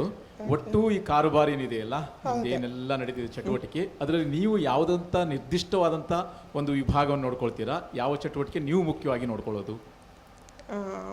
ಮೊದಲೆಲ್ಲ ನೋಡ್ಕೊಳ್ತಾ ಇದ್ದೆ, ಫುಲ್ ಫಾರ್ಮ್ ವಿಸಿಟ್ ಎಲ್ಲ ಮಾಡಿಕೊಂಡು. ಆಮೇಲೆ ಮಕ್ಕಳ ಎಜುಕೇಷನು ಅದೆಲ್ಲ ನೋಡಬೇಕಾದಾಗ ಬ್ಯಾಕ್ ಸ್ಟೆಪ್ ಹಿಡ್ಕೊಂಡು ಈಗ ಮನೆಯಲ್ಲೇ ಇರ್ತೀನಿ. ಅಂದರೆ ಈಗ ಅಶೋಕ್ ಕುಮಾರ್ ಅವ್ರನ್ನ ಅವ್ರು ನೋಡ್ಕೊಳ್ತಾರೆ, ಅಶೋಕ್ ಕುಮಾರ್ ಇಂಡಸ್ಟ್ರಿ ನೋಡ್ಕೋತಾರೆ. ಅದೇ ಅಲ್ವಾ ಸರ್, ಸ್ತ್ರೀ ಶಕ್ತಿ ಅನ್ನೋದು ಬೇಕಲ್ವಾ ಸರ್? ಹಂಗಲ್ಲ, ನಾನು ಈಗ ನಮ್ಮಲ್ಲಿ ನಮ್ಮ ಚೆಕ್ ಸೈನಿಂಗ್ ಅಥಾರಿಟಿ ನಾನು ಮತ್ತು ಮಂಜುಳಾ ಇಬ್ಬರೇ. ನಾನು ಒಂದೊಂದು ಸಲ ಒಂದೊಂದು ತಿಂಗಳು ಒಂದೂವರೆ ತಿಂಗಳು ಎಲ್ಲ ಇರಲ್ಲ. ಆ 1.5 ತಿಂಗಳಲ್ಲಿ ಕೂಡ ಅದು ಯಾರಿಗೆ ದುಡ್ಡು ಹೋಗಬೇಕು, ಯಾರಿಗೆ ಬರಬೇಕು ಅದನ್ನೆಲ್ಲ ಇವತ್ತು ಮಂಜುಳಾನೇ ಸೈನ್ ಹಾಕಿ ಕೊಡೋದು. ಜಾಯಿಂಟ್ ಅಕೌಂಟ್ ಸರ್ ಅದು ನಮ್ಮ ಜಾಯಿಂಟ್ ಅಕೌಂಟ್, ನಮ್ಮಿಬ್ಬರದ್ದು ಜಾಯಿಂಟ್ ಅಕೌಂಟ್. ಹೌದು, one of us can sign ಅಂತ ಹೇಳಿರೋದು. ಸೊ ನಾನು ಇಲ್ಲದಿದ್ದಾಗ ಆ ಡಿಸಿಷನ್ ಅವ್ರು ತಗೊಳ್ತಾರೆ. ಕೆಲಸ ಯಾವುದೂ ನಿಲ್ಲೋದಿಲ್ಲ ಹಂಗಿದ್ರೆ. ಈ ಕೆಲಸ 365 ದಿವಸ 24 ಗಂಟೆನೂ ನಿಲ್ಲಲ್ಲ. ಎಷ್ಟೇ ಆಗಲಿ ಸಂಖ್ಯಾಶಾಸ್ತ್ರ ಪ್ರವೀಣರು ತಾವು, ಎಲ್ಲವನ್ನು ಮೊದಲೇ ಯೋಚನೆ ಮಾಡಿರ್ತೀರಿ. Very nice. ಸೊ ಮನೆಯಲ್ಲಿ finance minister madam, home minister madam wish ಮಾಡಿಬಿಡಿ ನಿಮ್ಮ ಹಸ್ಬೆಂಡ್ಗೆ ರೈತರತ್ನ ವೇದಿಕೆ ಅವಾರ್ಡ್ ಗೆದ್ಕೊಂಡು ಬರಲಿ ಅಂತ.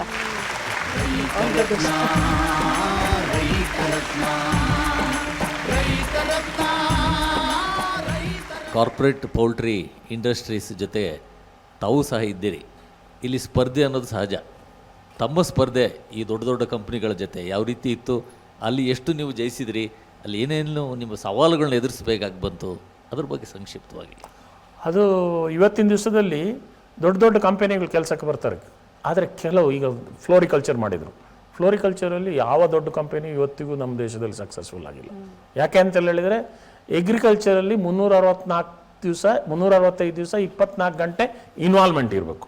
ಈ ಕಾರ್ಪೊರೇಟ್ ಕಲ್ಚರಲ್ಲಿ ಏನಾಗುತ್ತೆ ಅಂತ ಹೇಳಿದರೆ, ಅವರು ಈಗ ಒಬ್ಬೊಬ್ಬನಿಗೆ ಒಂದೊಂದು ಜವಾಬ್ದಾರಿ ಕೊಟ್ಟಿರ್ತಾರೆ. ಅಲ್ಲಿ ಆ ಇನ್ವಾಲ್ವ್ಮೆಂಟ್ ಆಗಿ ಅದನ್ನು ತಗೊಳ್ಳಿಕ್ಕಾಗೋದಿಲ್ಲ. ಅದೇ ಥರ ಕೋಳಿ ವ್ಯವಸಾಯ ಇರಲಿ, ಇಲ್ಲ ಡೈರಿಯಲ್ಲಾಗಲಿ, large scale dairy, large scale poultry farm, industries type ಅಂತೇಳಿ ಏನು ಹೇಳ್ತೀವಿ, ಅದು ಆಗಕ್ಕೆ ಸಾಧ್ಯನೇ ಇಲ್ಲ.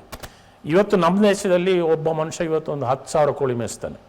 ಅದೇ ಇನ್ನೊಂದು ಸ್ವಲ್ಪ ದಿವಸದಲ್ಲಿ ಒಬ್ಬ ಮನುಷ್ಯ 40,000 ಕೋಳಿ ಮೇಯಿಸ್ಬೋದು, 50,000 ಕೋಳಿ ಮೇಯಿಸ್ಬೋದು.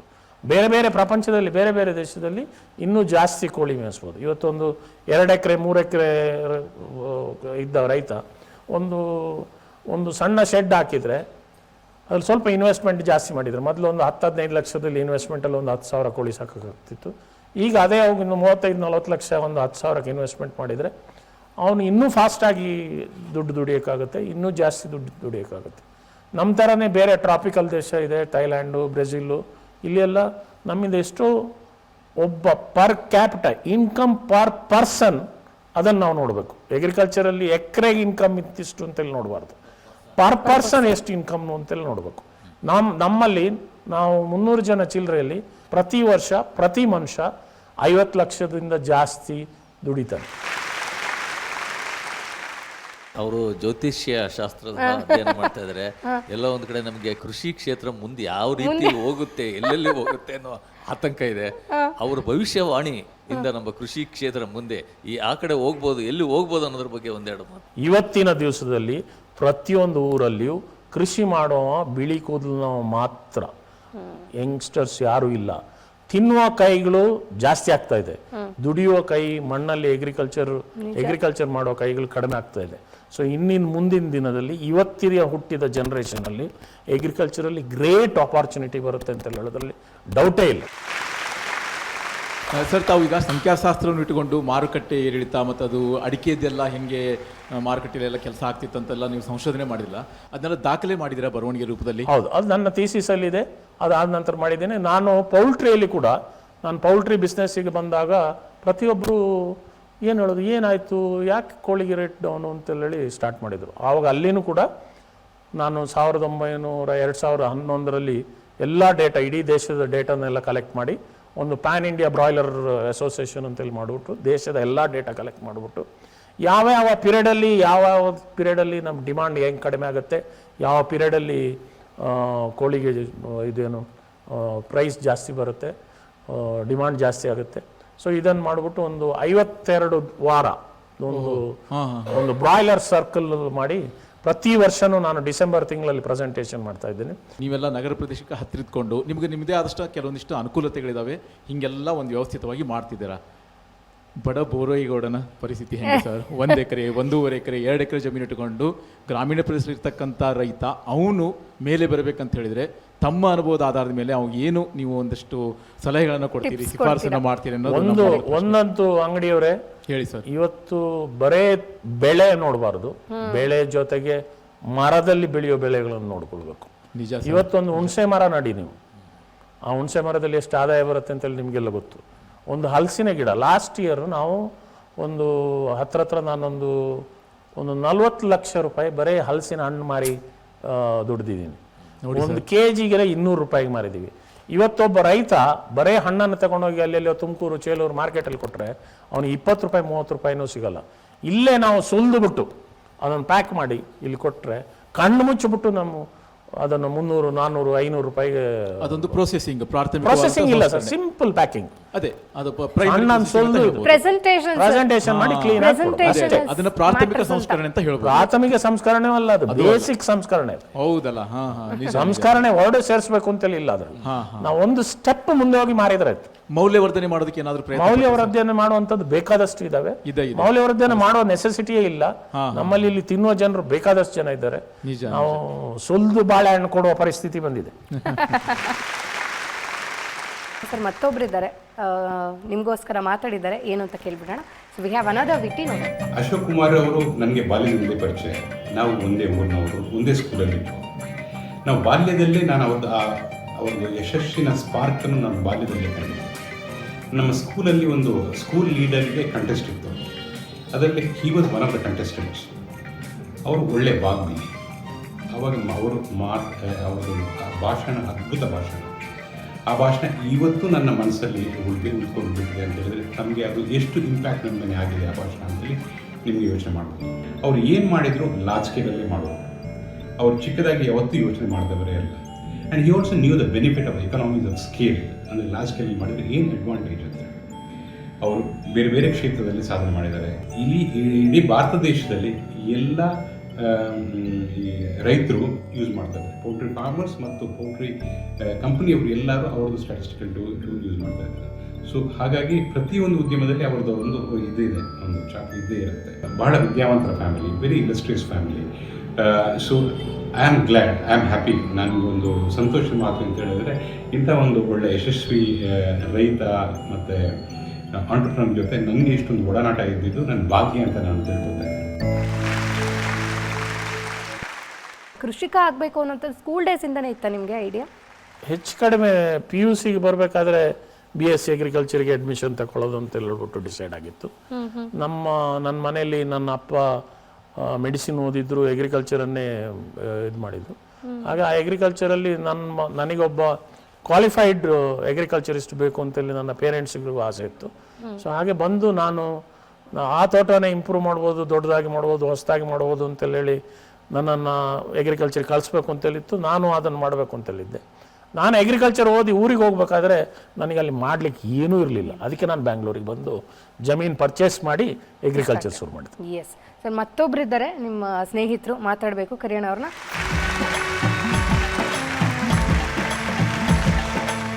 ಸರ್ ತಮ್ಮ ಹೆಸರು? ನಾನು ಸತೀಶ್ ಚಂದ್ರ ಚಿಂತಾಮಣಿ. ಸತೀಶ್ ಅವರು ಹೇಳಿ. ಅಶೋಕ್ ಅವರು ಇವತ್ತು ನಮ್ಮ ರೈತ ರತ್ನ ವೇದಿಕೆಯನ್ನು ಅಲಂಕರಿಸಿದ್ದಾರೆ ಆಸ್ ಅ ಸೆಲೆಬ್ರಿಟಿ. ಸೊ ಹೇಗೆ ಅನ್ನಿಸ್ತಾ ಇದೆ ನಿಮ್ಮ ಹಾಗೂ ಅಶೋಕ್ ಅವರ ಒಡನಾಟದ ಬಗ್ಗೆ ಹೇಳಿ. ನನ್ನ ಮತ್ತು ಅಶೋಕ್ ಅವರ ಪರಿಚಯ 1998ರಿಂದ. ಆ್ಯಕ್ಚುಲಾಗಿ ಹೇಳೋದು ಅಂದರೆ ಇವತ್ತು ಅವರು ಒಂದು ಸಣ್ಣ ವಿಷಯ ಮರ್ತು ಬಂದಿದ್ದಾರೆ. ಒಂದು ಐಪ್ಯಾಡ್ ಇಟ್ಕೊಂಡಿರ್ತಾರೆ. ಆ ಐಪ್ಯಾಡಲ್ಲಿ ಪೂರ್ತಿ ಫಾರ್ಮ್ ಎಲ್ಲ ಆ್ಯಕ್ಟಿವಿಟಿ ಕಂಪ್ಲೀಟಾಗಿ ಕಂಟ್ರೋಲ್ ಮಾಡ್ತಾರೆ. ಪ್ರತಿ ನಿಮಿಷಕ್ಕೂ ಎಷ್ಟು ಆದಾಯ ಇದೆ, ಪ್ರತಿ ನಿಮಿಷಕ್ಕೂ ಏನೇನು ಇಳುವರಿ ಬರ್ತಾ ಇದೆ, ಇದರದ್ದು ಕಂಪ್ಲೀಟಾಗಿ ಅಂದರೆ ಪೂರ್ಣ ಪರವಾಗಿ ಅದನ್ನ ಗ್ರಾಸ್ಪ್ ಮಾಡ್ತಾರೆ ಅಥವಾ ಅವರ ಐಪ್ಯಾಡಲ್ಲಿ ಇನ್ಫಾರ್ಮೇಷನ್ ಬರ್ತಾ ಇರುತ್ತೆ. ನಾನು ಅಶೋಕ್ ಕುಮಾರ್ ಅವ್ರಿಗೆ ವಿತ್ತೀಯ ಸಲಹೆಗಾರನಾಗಿ ಸೇರಿಕೊಂಡಿದ್ದು. ನಮ್ಮ ಒಂದು ವಿಡಿಯೋ ಚಿತ್ರೀಕರಣದಲ್ಲಿ ಮಾತಾಡ್ತಾ ಬಹಳ ಭಾವುಕರಾಗಿ ಕಣ್ಣೀರು ಹಾಕ್ಬಿಟ್ರಿ ಗೆಳೆಯನ ಬಗ್ಗೆ. ಗೆಳೆಯನಿಗೆ ಏನಂತ ಕಷ್ಟ ಬಂದಿತ್ತು? ಭಾವುಕತೆ ಅಂತ ಹೇಳಿದ್ರೆ ಹೇಗೆ ಹೇಳಿದ್ರೆ, ಒಬ್ಬ ಕೃಷಿ ಪದವೀಧರ ತಾನು ಉದ್ಯೋಗದಲ್ಲಿ ತೊಡಗಿಸ್ಕೊಂಡು ಯಾವ ಮಟ್ಟದಲ್ಲಿ ಆ ಕೃಷಿಯನ್ನು ಅರ್ಥ ಮಾಡಿಕೊಂಡು ಆ ಕೃಷಿಯಲ್ಲಿ ಏನು ಪ್ರಾಫಿಟ್ ಗಳಿಸ್ಬೋದು ಅನ್ನೋದನ್ನು ಮ್ಯಾಕ್ಸಿಮೈಸೇಷನ್ ಆಫ್ ಪ್ರಾಫಿಟ್ ಅಂತ ಹೇಳ್ತೀವಿ ಎಕನಾಮಿಕ್ಸ್ನಲ್ಲಿ, ಅದನ್ನು ಒಂದು ತಡೆದಿದ್ದು. ಸ್ನೇಹಿತನನ್ನು ಕುರಿತಾಗಿ ಮಾತಾಡುವಾಗ, ಅಶೋಕ್ ಕುಮಾರ್ ಕುರಿತಾಗಿ ಮಾತಾಡುವಾಗ ಬಂದಿದ್ದು ಕಣ್ಣೀರಲ್ಲ, ಆನಂದ ಬಾಷ್ಪ ಹಂಗಿದ್ರೆ ಹೌದಾ? ಎರಡು ಬರುತ್ತೆ. ಕಷ್ಟಗಳನ್ನ ನೆನ್ಸ್ಕೊಂಡಾಗ ಕಣ್ಣೀರು, ಇವಾಗಿನ ಖುಷಿ ನೋಡಿದ್ರೆ ಆನಂದ ಬಾಷ್ಪ. ನಾವು ಸಲಹೆಗಾರರಾಗಿ ನೆರಳು ಮತ್ತೆ ಬೆಳಕು ಎರಡೂ ಇದೆ. ಅವರು ಫೀಲ್ಡಲ್ಲಿ ಕಷ್ಟಪಡೋದು, ಆ ಬಿಸಿಲಲ್ಲಿ ನಿಂತ್ಕೊಂಡು, ನಿಮಗೆ ಕೆಲವು ವೈಶಿಷ್ಟ್ಯಗಳು ಈಗಲೂ ನೋಡಬೇಕು. ಅವ್ರು ಕಟ್ಸಿರೋಂಥ ಕೋಳಿ ಮನೆಗಳು 2005 ಹೇಗಿತ್ತು ಅದೇ ರೀತಿ ಇದೆ. ಅಂದರೆ ಮೇಂಟೆನೆನ್ಸ್ ಆಫ್ ಅಸೆಟ್ ಅಂತ ಹೇಳ್ತೀವಿ, ಅದು ಟಾಪ್ ಕ್ವಾಲಿಟಿ ಮೇಂಟೆನೆನ್ಸ್. ನಮ್ಮ ರೈತರ ಮಕ್ಕಳು ಕೃಷಿಯನ್ನು ಓದಿ ತಮ್ಮ ಪ್ರತಿಭೆಯನ್ನು ಕೃಷಿಯಲ್ಲೇ ತೊಡಗಿಸ್ಕೊಂಡು ಮೇಲೆ ಬಂದರೆ ಹೇಗೆ ಸಾಧಿಸ್ಬೋದು ಅನ್ನೋದನ್ನ ತೋರಿಸ್ಕೊಡೋಕ್ಕೆ. ಅಲ್ಲ, ಎಲ್ಲ ಒಂದು ಕಡೆ ಕೃಷಿಯಲ್ಲಿ ಲಾಭ ಕಡಿಮೆ ಅನ್ನುವ ಒಂದು ಸಾರ್ವತ್ರಿಕ ಅಭಿಪ್ರಾಯ ಇದೆ. ಪ್ರಾಯಶಃ ಈ ಒಂದು ಉದಾಹರಣೆ ನಮ್ಮ ರೈತರಿಗೆ ಎಲ್ಲೋ ಒಂದು ಕಡೆ ಆತ್ಮಸ್ಥೈರ್ಯ ತುಂಬುತ್ತೆ ಅನ್ನೋದು ನಮ್ಮೆಲ್ಲರ ಒಂದು ಆಶಯ. ವಿಶ್ ಮಾಡಿಬಿಡಿ ಸರ್ ನಿಮ್ಮ ಫ್ರೆಂಡ್ಗೆ ಈ ಒಂದು ವೇದಿಕೆ ಮೇಲೆ. ನಿಮ್ಮನ್ನ ಭೇಟಿಯಾಗಿದ್ದೇ ಒಂದು ನನ್ನ ಜೀವನದ ಒಂದು ಸಾಧನೆ. ನಿಮಗೆ ಎಲ್ಲ ರೀತಿಯಲ್ಲೂ ಒಳ್ಳೇದಾಗಲಿ. ನಿಮ್ಮಿಂದ ನನಗೆ ನೀವು ಸಿಕ್ಕಿದ್ದೆ ನನಗೆ PhD ಅಂತ. ನೀವೇ ನನಗೊಂದು PhD. ನಾನು PhD ಸ್ಟಡಿ ಮಾಡಲೇಬೇಕಾಗಿಲ್ಲ. ನೀವು ಬಂದಿದ್ದೆ ನಾನು ಡಾಕ್ಟರೇಟ್ ಸಿಕ್ಕಿದಂಗೆ. ತುಂಬ ಸಂತೋಷ ಆಯಿತು. ತುಂಬ ಧನ್ಯವಾದ. ಹಾಗೆಯೇ ನನಗೆ, ನನ್ನ ಕುಟುಂಬಕ್ಕೆ ನೀವು ಭಾಳಷ್ಟು ಸಹಾಯ ಕೂಡ ಮಾಡಿದ್ದೀರಾ. ಪ್ರತಿಯೊಂದು ಹಂತದಲ್ಲೂ ನನ್ನನ್ನು ನಿಮ್ಮ ಕುಟುಂಬದ ಒಬ್ಬ ಸದಸ್ಯನಾಗಿ ಕೈ ಹಿಡಿದು ನಡೆಸಿದ್ದೀರಾ.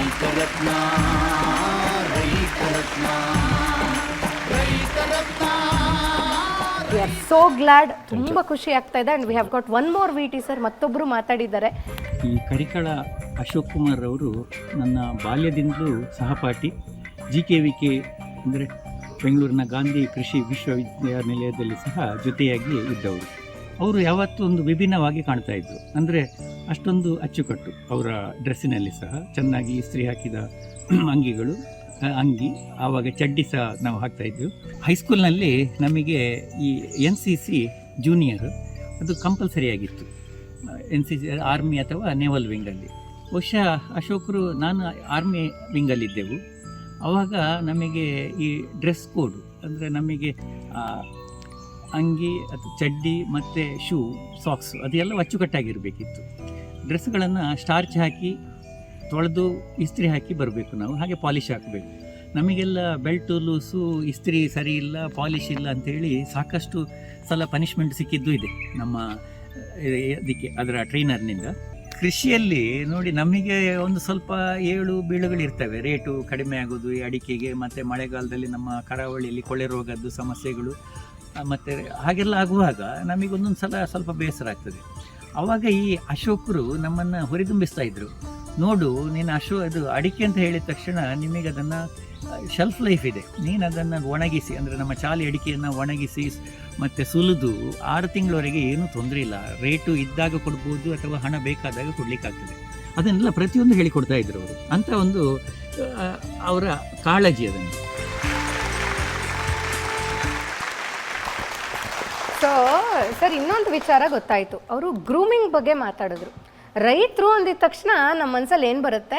ಪಂಚೆ ಇಲ್ಲ ಪಟಾಪಟ್ಟಿ ಚಡ್ಡಿ ಹಾಕ್ಕೊಂಡಿರ್ತಾರೆ, ಶರ್ಟ್ ಹಾಕ್ಕೊಂಡಿರ್ತಾರೆ, ತಲೆಗೊಂದು ಟವಲ್ ಸುತ್ಕೊಂಡು ಇಲ್ಲ ಹೆಗಲ್ ಮೇಲೆ ಟವಲ್ ಹಾಕ್ಕೊಂಡು ಓಡಾಡ್ಕೊಂಡಿರ್ತಾರೆ ಅಂತ. ಬಟ್ ನೋ, ರೈತರು ಯಾಕೆ ಹಂಗಿರಬೇಕು? What is the rule? ಎಲ್ಲ ಬ್ಲೇಸರ್ ಹಾಕ್ಕೊಂಡು ಸೂಟು ಬೂಟ್ ಹಾಕ್ಕೊಂಡು ಆರಾಮಾಗಿ ಓಡಾಡ್ಬೋದಲ್ಲ. ಈ ಒಂದು ಕಲ್ಪನೆಗಳು ಬದಲಾಗಬೇಕು. What do you tell sir? ನನ್ನ ದೊಡ್ಡ ಮಗಳಿಗೆ ಒಂದು ಸ್ಕೂಲಲ್ಲಿ, ಆ ಸ್ಕೂಲ್ನ ಹೆಸರು ಹೇಳಲ್ಲ ನಾನು ಪ್ರೊಫೆಷನ್ ಏನು ಅಂತೇಳಿ ಹೇಳಿ ಬರೆದಾಗ ಅಗ್ರಿಕಲ್ಚರಿಸ್ಟ್ ಅಂತ ಬರೆದಿದ್ದೆ. ಅಗ್ರಿಕಲ್ಚರಿಸ್ಟ್ ಅಂತೇಳಿ ಬರೆದಿದ್ದಕ್ಕೆ ಸ್ಕೂಲಲ್ಲಿ ಮಗಳಿಗೆ ಅಡ್ಮಿಷನ್ ಕೊಟ್ಟಿಲ್ಲ. ಸೊ ಅದು ರೈತರ ಬಗ್ಗೆ ಸಮಾಜದಲ್ಲಿರುವ ಒಂದು ಕೆಟ್ಟ ಇಮ್ಯಾಜಿನೇಷನ್. ರೈತ ಅಂತೇಳಿ ಹೇಳಿದರೆ ನೀವು ಹೇಳಿದಂಗೆ ನಾನು ಎಷ್ಟೋ ಕಡೆ ಎಲ್ಲೋ ಹೋಗಿರ್ತೀನಿ, ಏನೋ ಒಂದು ಕಾರಣದಲ್ಲಿ ಒಂದು ಬಾಂಬೆಯಲ್ಲಿ ಒಂದು ಏರ್ಪೋರ್ಟಲ್ಲಿ ನಾನು ಕೂತ್ಕೊಂಡಿದ್ದಾಗ ಫ್ಲೈಟು ಸಡನ್ನಾಗಿ ಒಂದು 4-5 ಗಂಟೆ ಫ್ಲೈಟ್ ಡಿಲೇ ಆಗೋಯ್ತು. ಅಲ್ಲಿ ಟಾಟಾ ಕಂಪನಿಯವರು ತುಂಬ ಜನ ಮಾತಾಡ್ತಾಯಿದ್ರು. ಮಾತಾಡ್ತಾ ಇರಬೇಕಾದ್ರೆ ಜನ್ರೇಟ್ರ್ ಅಷ್ಟು ಡೀಸೆಲ್ ಕುಡಿತದೆ, ಇಷ್ಟು ಡೀಸೆಲ್ ಕುಡಿತದೆ ಅಂತೇಳಿ ಹೇಳಿದ್ರು. ನಾನು ಹೇಳಿದೆ ಇಲ್ಲ, ಒಂದು ಯೂನಿಟಿಗೆ 100 ಗ್ರಾಮು 110 ಗ್ರಾಮ್ ಮಾತ್ರ ಡೀಸೆಲ್ ಬೇಕಾಗೋದು ಅಂತೇಳಿ. ಆಗ ಅವರು ನೀವೇನು ಮಾಡ್ತೀರಿ ಅಂತೇಳಿ, ಅದರ ಮೊದಲು ನನಗೆ ನೀವೇನು ಮಾಡ್ತೀರಿ ಅಂತೇಳಿ ಕೇಳಿದಾಗ ನಾನು ಅಗ್ರಿಕಲ್ಚರಿಸ್ಟ್ ಅಂತೇಳಿ ಹೇಳಿದಾಗ ನನ್ನನ್ನು ಮಾತಾಡ್ಸೋದೇ ಬಿಟ್ಬಿಟ್ಟಿದ್ರು ಅವರು ಒಂದು ಸೈಡಿಗೆ.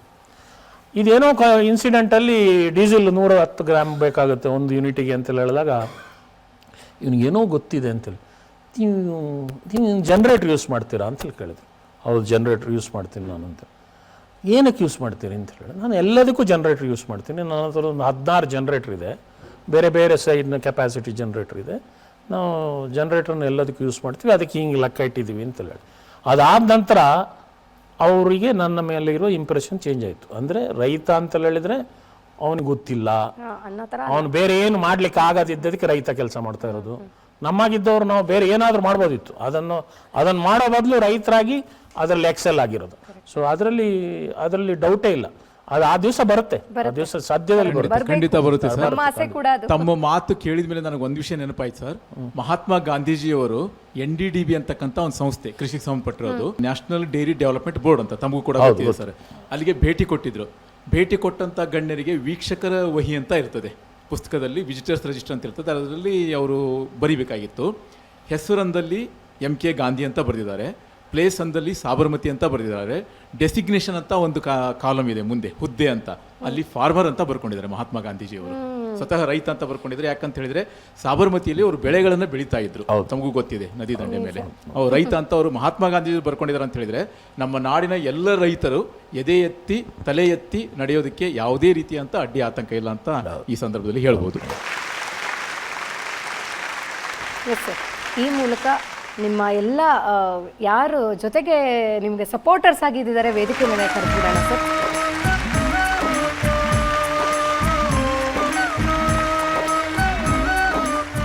ಸೊ ಕೊನೆಯದಾಗಿ ನಿಮ್ಮ ಒಂದೆರಡು ಮಾತುಗಳು ನಮ್ಮ ವೀಕ್ಷಕರಿಗೋಸ್ಕರ, ರೈತ ಮಿತ್ರರಿಗೋಸ್ಕರ. ದೇಶದ ಬೆನ್ನೆಲುಬು ಅಂತೇಳಿ ಏನು ಹೇಳ್ತಾ ಇದ್ದೀವಲ್ಲ, ದೇಶದ ಬೆನ್ನೆಲುಬಿಂದಲೂ ಜಾಸ್ತಿ ನಾವು, ಬರೀ ಬೆನ್ನೆಲುಬು ಮಾತ್ರ ಅಲ್ಲ, ಬೆನ್ನೆಲುಬಿಂದಲೂ ಜಾಸ್ತಿ. ಯಾವುದೇ ಒಂದನ್ನು ನಾವು ಇವತ್ತು ಮ್ಯಾನುಫ್ಯಾಕ್ಚರಿಂಗ್ ಮಾಡ್ಬೋದು, ಬಟ್ ನಮ್ಮ ಫುಡ್ ಅಂತೇಳಿ ಹೇಳಿದರೆ ಆಹಾರದ ಯಾವುದೇ ಉತ್ಪಾದನೆಯನ್ನು ನಾವು ಮ್ಯಾನುಫ್ಯಾಕ್ಚರ್ ಮಾಡಲಿಕ್ಕೆ ಆಗೋದಿಲ್ಲ. ಭಾರತ ದೇಶ ಇವತ್ತು ಸ್ವಾವಲಂಬಿ ಅಂತೇಳಿ ಹೇಳ್ತಾರೆ, ಆದರೆ ಬೇಕಾದಷ್ಟು ಇದರಲ್ಲಿ ಸ್ವಾವಲಂಬನೆ ಇಲ್ಲ. ನಮ್ಮಲ್ಲಿ ಗೋಧಿ, ಅಕ್ಕಿ ಹೀಗಿರೋದು ಎಕ್ಸ್ಪೋರ್ಟ್ ಮಾಡ್ತಾ ಇರ್ಬೋದು, ಜೋಳನೂ ಒಂದೊಂದು ಸಲ ಇಂಪೋರ್ಟ್ ಮಾಡ್ತೀವಿ, ಎಣ್ಣೆ ಕಾಳುಗಳನ್ನು ಇಂಪೋರ್ಟ್ ಮಾಡ್ತೀವಿ, ಪಲ್ಸಸ್ಸನ್ನು ಇಂಪೋರ್ಟ್ ಮಾಡ್ತೀವಿ.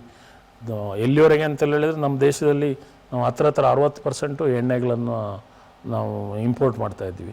ಇದೆಲ್ಲ ನೋಡಿದರೆ ಎಲ್ಲೋ ಸರ್ಕಾರದಿಂದಲೂ ಕೂಡ ರೈತರಿಗೆ ಏನು ಆಗಬೇಕಾಗಿದ್ದು ಅದು ಆಗದಿದ್ದದಕ್ಕೆ, ಅವರಿಗೆ ಸರಿಯಾದ ಬೆಲೆ ಸಿಕ್ಕದಿದ್ದದಕ್ಕೆ ಅವರು ಡಿಸ್ಕರೇಜ್ಮೆಂಟ್ ಆಗಿ ಹೊರಗೆ ಹೋಗಿದ್ದಾರೆ. ಅವ್ರು ಮುಂದೆ ಬರಬೇಕು. ಅವ್ರು ಮುಂದೆ ಬರಬೇಕು ಅಂತೇಳಿ ಹೇಳಿದರೆ ಅವರಿಗೊಂದು ಒಳ್ಳೆಯ ಆದಾಯ ಬರಬೇಕು. ಆ ಆದಾಯ ಎಷ್ಟು ಬರಬೇಕು ಅಂತೇಳಿ ಹೇಳಿದರೆ ಬೇರೆ ಎಲ್ಲ ಇಂಡಸ್ಟ್ರಿ ಇಲ್ಲದಿದ್ದರೆ ಬೇರೆ ಎಲ್ಲ ಫೀಲ್ಡಲ್ಲಿ ಎಷ್ಟು ಬರುತ್ತೋ ಅದರಿಂದ ಅಷ್ಟು ಬರಬೇಕು. ಅದರಿಂದ ಜಾಸ್ತಿ ಬರುವ ದಿವಸಗಳು ಸತ್ಯ ಬರ್ತದೆ ಅಂತ ಹೇಳ್ತೀನಿ. ಇದೀಗ ನಮ್ಮ ಇವತ್ತಿನ ರೈತ ಸೆಲೆಬ್ರಿಟಿಗಳಾಗಿರುವಂಥ ಅಶೋಕ್ ಕುಮಾರ್ ಹಾಗೂ ಅವರ ಸಪೋರ್ಟರ್ಸ್, ಅವರ ಫ್ಯಾಮಿಲಿ ಎಲ್ಲರೂ ಒಟ್ಟಾಗಿ ಸೇರ್ತಾ ಇದೆ ಇವತ್ತಿನ ನಮ್ಮ ರೈತ ರತ್ನ ಕಾರ್ಯಕ್ರಮದ ವಾಲ್ ಆಫ್ ಫೇಮ್. ಚಂದನವನದಲ್ಲಿ ಅಂದದ ಕೃಷಿಕನ ಮಣ್ಣನೆ ನಂಬಿಹ ನೇಗಿಲ ಯೋಗಿಯ,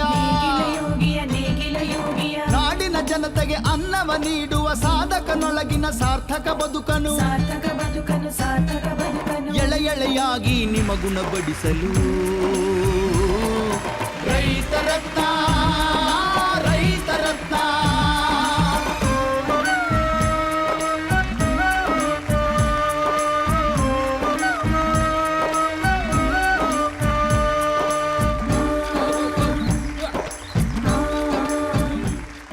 ಬಹುಶಃ ಬಹಳಷ್ಟು ಇನ್ಫಾರ್ಮೇಷನ್ ಸಿಕ್ಕಿದೆ. ಅದರಲ್ಲೂ ನಾನು ಪ್ರತಿ ಸರಿ ಕಾರ್ಯಕ್ರಮಕ್ಕೆ ವೆಲ್ಕಮ್ ಮಾಡುವಾಗ ರೈತ ಬಾಂಧವರಿಗೆ ಅಂತ ಹೇಳ್ತಾನೆ ಇರ್ತೀನಿ.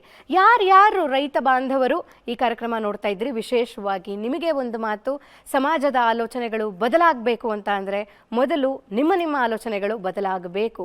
ಇನ್ನೊಂದಷ್ಟು ಸಮರ್ಪಕವಾದಂಥ ಕೆಲಸಗಳು, ವೈಜ್ಞಾನಿಕವಾದಂಥ ಕೆಲಸಗಳು, ಟೆಕ್ನಾಲಜಿ ಬರ್ತಾ ಇದೆ, ಬರಲಿ ಬಿಡ್ರಿ, AI ಬರಲಿ, ಇನ್ನೂ ಜಾಸ್ತಿನೇ ಬರಲಿ, ಅದನ್ನು ನಮ್ಮ ಒಂದು ಕೃಷಿನಲ್ಲಿ ಹೇಗೆ ಉಪಯೋಗಿಸ್ಕೊಳ್ಬೇಕು ಅದ್ರ ಬಗ್ಗೆ ಯೋಚನೆ ಮಾಡಿ. ಅದರ ಜೊತೆಗೆ ಎಲ್ಲ ತಂತ್ರಜ್ಞಾನವನ್ನು ನಿಮ್ಮ ಕೃಷಿಗೆ ಬಳಸಿ ನೋಡಿ. ಸರ್ ಒಂದು ಸ್ಟಾರ್ಟಪ್ ರೀತಿ ಹೇಗೆ ಒಂದು ಅವರ ಕೃಷಿಯನ್ನು ಬೆಳೆಸಿದ್ದಾರೋ ಅದೇ ರೀತಿ ಬೆಳೆಸೋದಕ್ಕೆ ಪ್ರತಿಯೊಬ್ಬರಿಗೂ ಸಾಧ್ಯ ಇದೆ. ಇದು ನಿಮ್ಮ ಆತ್ಮವಿಶ್ವಾಸ ಯಾವಾಗ ಜಾಸ್ತಿ ಆಗುತ್ತೆ, ಯಾವಾಗ ಕಾನ್ಫಿಡೆನ್ಸ್ ಬರುತ್ತೆ, ನಿಮ್ಮ ಫ್ಯಾಮಿಲಿ, ನಿಮ್ಮ ಫ್ರೆಂಡ್ಸ್ ಎಷ್ಟು ಕಾನ್ಫಿಡೆನ್ಸ್ ತುಂಬ್ತಾರೆ, ಆವಾಗ ಮಾತ್ರ ಸಾಧ್ಯ ಆಗುತ್ತೆ. ಆವಾಗ ನಮ್ಮ ಎಲ್ಲ ರೈತರು ಒಂದು ಬಿಸ್ನೆಸ್ ಮ್ಯಾನ್ ಆಗಿ, ಒಂದು ಬ್ಲೇಸರ್ ಹಾಕ್ಕೊಂಡು ಒಂದು ದೊಡ್ಡ ದೊಡ್ಡ ಕಾನ್ಫರೆನ್ಸಸ್ನ ಅಟೆಂಡ್ ಮಾಡೋದು, 5 ಸ್ಟಾರ್ ಹೋಟೆಲ್ಗಳಿಗೆ ಹೋಗೋದು, ಇಂಥ ಒಂದು ಸನ್ನಿವೇಶಗಳು ಸಾಧ್ಯ ಆಗೇ ಆಗುತ್ತೆ. ಮುಂಬರುವಂಥ ದಿನಗಳು ಈ ರೀತಿ ಆಗಬೇಕು ಅನ್ನೋದು ನೋಡೋದೇ ನಮ್ಮ ರೈತರತ್ನ ಕಾರ್ಯಕ್ರಮದ ಉದ್ದೇಶ ಅಂತ ಹೇಳ್ತಾ, ಮತ್ತೊಬ್ಬ ರೈತ ಸಾಧಕರ ಜೊತೆಗೆ ಮತ್ತೊಂದು ಪ್ರೇರಣಾದಾಯಕ ಕಥೆಯೊಂದಿಗೆ ಭೇಟಿಯಾಗೋಣ ಮುಂದಿನ ರೈತರತ್ನ ಸಂಚಿಕೆಯಲ್ಲಿ. ಅಲ್ಲಿವರೆಗೂ ನೋಡ್ತಾ ಇರಿ ನಮ್ಮ ಚಂದನ ವಾಹಿನಿಯನ್ನ. ಇದು Raitharatna, celebrating the heroes of nation. ಚಂದದ ಬದುಕನ್ನು ಚಂದದಿ ತೋರಿಸೋ ರೈತರತ್ನ.